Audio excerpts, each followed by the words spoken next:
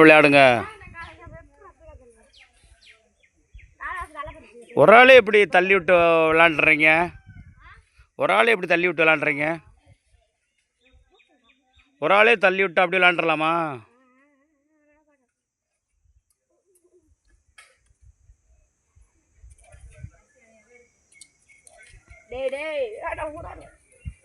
எப்படி கிளீன் ஆட்டுற? இது எப்படி குமரா?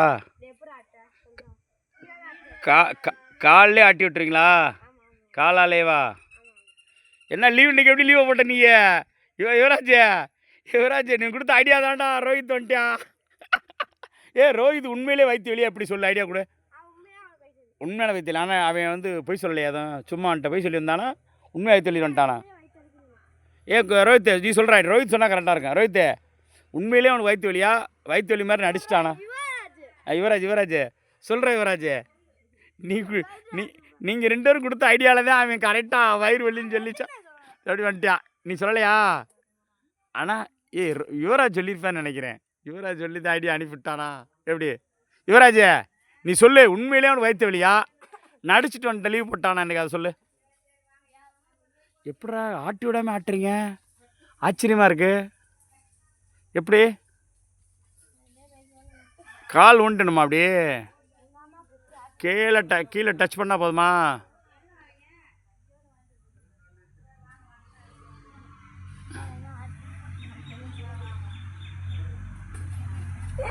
பார்த்து விழுந்துடா மாட்டேனா?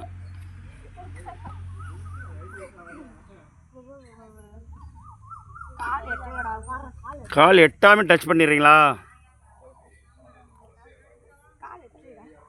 யுவராஜ் இன்னைக்கு லீவு. ஸ்கூலில் லீவா யுவராஜ்? ஸ்கூலில் லீவா?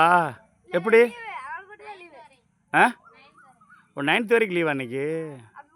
ஆனால் 10th அவனுக்கு ரோஹித்துக்கு இப்போ எப்படி வந்தேன்? விட்டுருவாங்களா வயிற்று வலினா?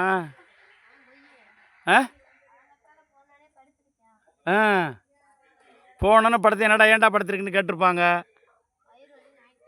வயிறு வலின்னு ஆக்டிங் போட்டிருப்பேன். நெசந்தானா ஆக்ட் பண்ணிருப்பேன். இல்லை உண்மையிலே வயிற்று வலின்றாயில? சும்மா தான் படுத்தானா?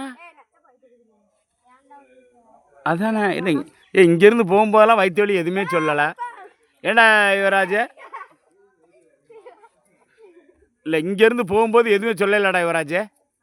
அழுகு தான் செஞ்சான் போகிறதுக்கு.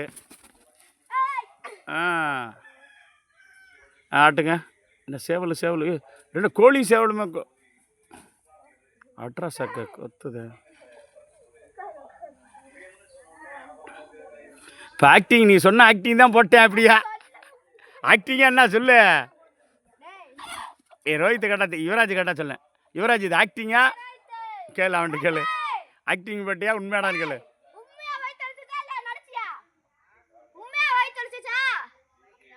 லைட்டாக அழிச்சிச்சாம்ல.